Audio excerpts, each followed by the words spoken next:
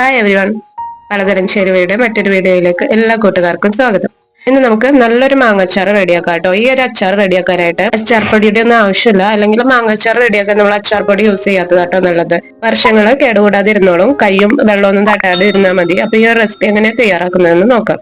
ഞാനൊരു 1 കിലോ മാങ്ങയുടെ അച്ചാറാട്ടോ തയ്യാറാക്കുന്നത്. മാങ്ങ നന്നായിട്ട് വാഷ് ചെയ്തിട്ട് ഞാൻ ഇത്തിരി വെളിച്ചെണ്ണ അതിൽ തേച്ച് കൊടുത്തിട്ടുണ്ട്. എന്താണെന്ന് വെച്ചാൽ ഇപ്പൊ തന്നെ മാവിൽ നിന്ന് പൊട്ടിച്ചെടുത്ത മാങ്ങയാണ്, അതുകൊണ്ട് നല്ലോണം ചെറുണ്ട്. അപ്പൊ കയ്യിൽ ചെറാവാതിരിക്കാനായിട്ട് ഞാൻ കുറച്ച് വെളിച്ചെണ്ണ ഒന്ന് പുറത്ത് തേച്ച് കൊടുത്തിട്ടുണ്ടെന്നേ ഉള്ളൂ.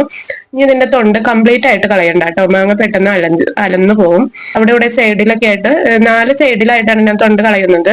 ഇനി നിങ്ങളുടെ മാങ്ങയില് ഈ കറുത്ത കുത്തോ പാടൊക്കെ ഉണ്ടെന്നുണ്ടെങ്കിൽ ആ പാട് മാത്രം അങ്ങ് ചെത്തി കളഞ്ഞാൽ മതി. ഈ രീതിയിൽ തൊണ്ട് കളഞ്ഞെടുക്കാം. ഇനി ഇത് ചെറിയ കഷ്ണങ്ങളായിട്ട് അരിഞ്ഞെടുക്കാം. പിന്നെ നിങ്ങൾ മാങ്ങ അച്ചാറിന് വേണ്ടിയിട്ട് എടുക്കുമ്പോൾ പെട്ടെന്ന് അലരാത്ത മാങ്ങ എടുക്കാം കേട്ടോ. കഷ്ണങ്ങളുടെ വലുപ്പം നിങ്ങളുടെ ഇഷ്ടത്തിനനുസരിച്ച് കൂട്ടി കുറയ്ക്കുകയൊക്കെ ചെയ്യാം കേട്ടോ. ഞാനിപ്പോ ചെറിയ കഷ്ണങ്ങളായിട്ട് അരിഞ്ഞെടുക്കുന്നുണ്ട്.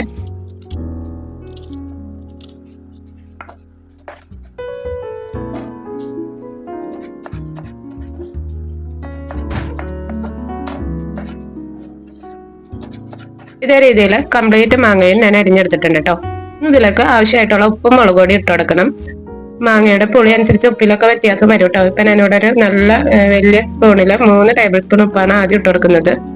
പിന്നീട് ഞാൻ ഇതിലേക്ക് 1 ടേബിൾ സ്പൂൺ ഉപ്പും കൂടി ഇട്ട് കൊടുത്തിട്ടുണ്ട്. അങ്ങനെ 4 ടേബിൾ സ്പൂൺ ഉപ്പാണ് ഞാൻ ഇതിലേക്ക് ഇട്ട് കൊടുത്തേക്കുന്നത്. ഉപ്പ് നന്നായിട്ട് സ്പൂൺ നിറച്ചിട്ട് കൊടുത്തിട്ടുണ്ട് കേട്ടോ. അതുപോലെ മുളക് പൊടി 5.5 ടേബിൾ സ്പൂൺ മുളക് പൊടിയാണ് ഞാൻ ടോട്ടൽ ഇതിലേക്ക് ഇട്ട് കൊടുത്തിട്ടുള്ളത്. ഇപ്പൊ ഞാനൊരു 4 ടേബിൾ സ്പൂൺ മുളക് പൊടി നന്നായിട്ട് നിറച്ചിട്ട് കൊടുത്തിട്ടുണ്ട്. അതിനുശേഷം നന്നായിട്ട് എല്ലാ സ്ഥലത്തേക്കും ഒന്ന് മിക്സ് ചെയ്ത് കൊടുക്കാം. ഒന്ന് മിക്സ് ചെയ്ത് നോക്കിയാലാണ് കറക്റ്റ് ആയിട്ടുള്ള അളവ് നമുക്ക് അറിയാൻ പറ്റുള്ളൂ. മാങ്ങയുടെ എല്ലാ സ്ഥലത്തേക്കും മുളക് പിടിക്കണം.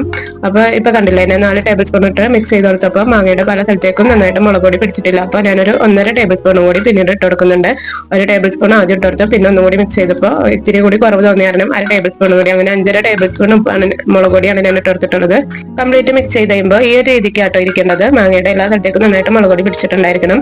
പിന്നെ നന്നായിട്ട് പുളിയുള്ള മാങ്ങയൊക്കെ ആണെന്നുണ്ടെങ്കിൽ ഉപ്പിന്റെ അളവിൽ വ്യത്യാസം വരും കേട്ടോ.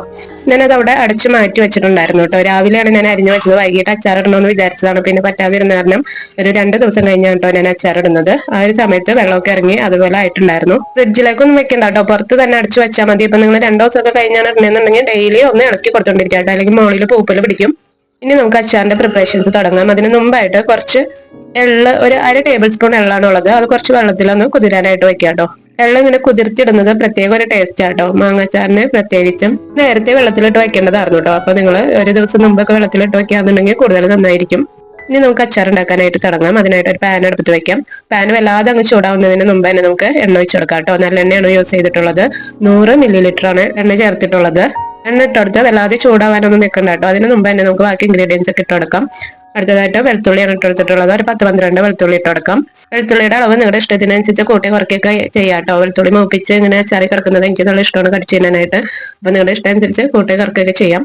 2 മുറിച്ചാണ് ഞാൻ വെളുത്തുള്ളി ഇട്ട് കൊടുത്തേക്കുന്നത്. അതുപോലെ ഇഞ്ചിയും അരിഞ്ഞിട്ട് കൊടുക്കാം കേട്ടോ. ഇതുപോലെ നീളത്തിൽ അരിഞ്ഞിടാന്നുണ്ടെങ്കിൽ കൂടുതൽ നന്നായിരിക്കും. ചോപ്പറിലൊന്നും ഇടരുത്, കൈ വെച്ച് തന്നെ അരിഞ്ഞെടുക്കാം കേട്ടോ. ചതച്ചിടുമ്പോൾ അതിന്റെ ഒരു കയ്പ് ചവർപ്പ് വരാൻ സാധ്യതയുണ്ട്, അതുകൊണ്ട് അരിഞ്ഞ് തന്നെ ഇടാം കേട്ടോ. അടുത്തതായിട്ട് 2 പച്ചമുളകാണ് എടുത്തിട്ടുള്ളത്. അതും വട്ടത്തില് ചെരിച്ചരിയാട്ടോ. തീ ഒട്ടും കൂട്ടി വെക്കരുത് കേട്ടോ, കുറഞ്ഞ തീയിലിട്ട് മിക്സ് ചെയ്ത് കൊടുക്കാം. 1 മിനിറ്റ് എണ്ണയിൽ കിടന്നൊന്ന് മൂത്ത ശേഷം ഇതിലേക്ക് 2-3 ഇതിൽ വേപ്പില ഇട്ട് കൊടുക്കാം.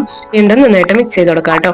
ഇപ്പൊ നമ്മളിട്ട് ഇൻഗ്രീഡിയൻസ് ഒക്കെ നന്നായിട്ട് മൂത്തിട്ടുണ്ട്. ആ ഒരു സമയത്ത് സുർക്ക വിനാഗിരിയാണ് ഞാൻ ഇട്ട് കൊടുത്തിട്ടുള്ളത്.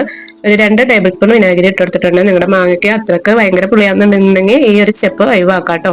2 ടേബിൾ സ്പൂൺ വിനാഗിരി, 4 ടേബിൾ സ്പൂൺ പച്ചവെള്ളം, സാധാ വെള്ളമാണ് ഒഴിച്ചെടുത്തിട്ടുള്ളത്. അതിനുശേഷം ഇതിലേക്ക് 1 ടീസ്പൂൺ കായപ്പൊടിയും കൂടി ഇട്ടെടുത്ത് നന്നായിട്ടൊന്ന് മിക്സ് ചെയ്ത് കൊടുക്കുക. ഈ കംപ്ലീറ്റ് പ്രോസസ്സിൽ തീ കംപ്ലീറ്റ് കുറച്ചാണ് ഇട്ടെടുക്കുന്നത്, ഒട്ടും കൂട്ടിയിട്ടുണ്ടായിരുന്നില്ല. വെള്ളം ഒഴിച്ചെടുത്ത് വിനാഗിരി ഒഴിച്ചെടുത്ത ശേഷം മാത്രം നന്നായിട്ട് ഒന്ന് കൂട്ടിയിട്ട് ഒന്ന് നന്നായിട്ട് തിളപ്പിക്കാം കേട്ടോ. നന്നായിട്ട് വെട്ടി തിളക്കണം. അതിനുശേഷമാണ് ഞാൻ ഫ്ലെയിം ഓഫ് ചെയ്തത് കേട്ടോ. ഫ്ലെയിം ഓഫ് ചെയ്ത ശേഷം മാങ്ങ അതിലേക്ക് അങ്ങ് ഇട്ട് കൊടുക്കുക. നിങ്ങളുടെ മാങ്ങ നന്നായിട്ട് പെട്ടെന്ന് അളന്നു പോണ മാങ്ങയൊക്കെ ആണെന്നുണ്ടെന്നുണ്ടെങ്കിൽ ഫ്ലെയിം ഓഫ് ചെയ്ത് ചൂട് നന്നായിട്ട് ആറിയ ശേഷം മാങ്ങ അതിലേക്ക് ഇട്ട് കൊടുത്താൽ മതി. ഇപ്പൊ ഞാൻ ഫ്ലെയിം ഓഫ് ചെയ്ത് അപ്പൊ തന്നെ അതിലേക്ക് അങ്ങ് മാങ്ങ ഇട്ട് കൊടുക്കുന്നുണ്ട് കേട്ടോ. ഇനി എണ്ണ മാങ്ങയുടെ എല്ലാ സ്ഥലത്തേക്കും നന്നായിട്ട് പിടിക്കണം. അതിനായിട്ട് കംപ്ലീറ്റ് നന്നായിട്ടൊന്ന് മിക്സ് ചെയ്ത് കൊടുക്കാം കേട്ടോ. മാങ്ങയുടെ പണി കഴിഞ്ഞിട്ടില്ല കേട്ടോ, നമ്മൾ ഇതിലേക്ക് കടുക് ഇട്ടിട്ടില്ല. അതിനായിട്ട് ഒരു പാൻ അടുപ്പത്ത് വെക്കുക. ചൂടായ ശേഷം 1 ടേബിൾ സ്പൂൺ കടുക് ഇട്ട് കൊടുക്കാം. ഇനി നന്നായിട്ടത് പൊട്ടി തുടങ്ങണവരെ മിക്സ് ചെയ്ത് കൊടുക്കാം കേട്ടോ. ജസ്റ്റ് ഒന്ന് പൊട്ടി തുടങ്ങി കഴിയുമ്പോൾ തന്നെ ഫ്ലെയിം ഓഫ് ചെയ്യാം. എന്നിട്ട് വീണ്ടും ഇങ്ങനെ ഇളക്കി കൊടുത്തോണ്ടിരിക്കുക. ആ ചൂടിനിരുന്ന് കംപ്ലീറ്റ് പൊട്ടിക്കോളും. അതിനുശേഷം വേണം നമുക്ക് മറ്റൊരു പാത്രത്തിലേക്ക് മാറ്റിയിട്ട് ഒരു സ്റ്റീലിന്റെ ഇതുപോലത്തെ ഒരു ഗ്ലാസ് എടുത്തിട്ട് ഇതേപോലെ ഒന്ന് ഉരുട്ടി കൊടുത്തിട്ടുണ്ടെങ്കിൽ കടുക് ഇങ്ങനെ ക്രഷ് ആയി കിട്ടും കേട്ടോ. മിക്സിയുടെ ജാറിലിട്ടൊന്നും പൊടിച്ചെടുക്കണ്ട, ഇതേപോലെ ക്രഷ് ആക്കി എടുത്താൽ മതി കേട്ടോ. ഞാൻ കടുക് കുറച്ച് അധികം പൊടിച്ചെടുത്തിട്ടുണ്ടായിരുന്നു. അത് ഉപ്പുമാങ്ങയിൽ ഇടാൻ വേണ്ടിയിട്ടാണ് കുറച്ച് മാറ്റി വെച്ചിട്ടുള്ളത് കേട്ടോ. 2 ടേബിൾ സ്പൂൺ പൗഡർ മാത്രം മതി നമ്മുടെ അച്ചാറിലേക്ക്. അതിലേക്ക് ഇട്ട് നന്നായിട്ടൊന്ന് മിക്സ് ചെയ്ത് കൊടുക്കാം.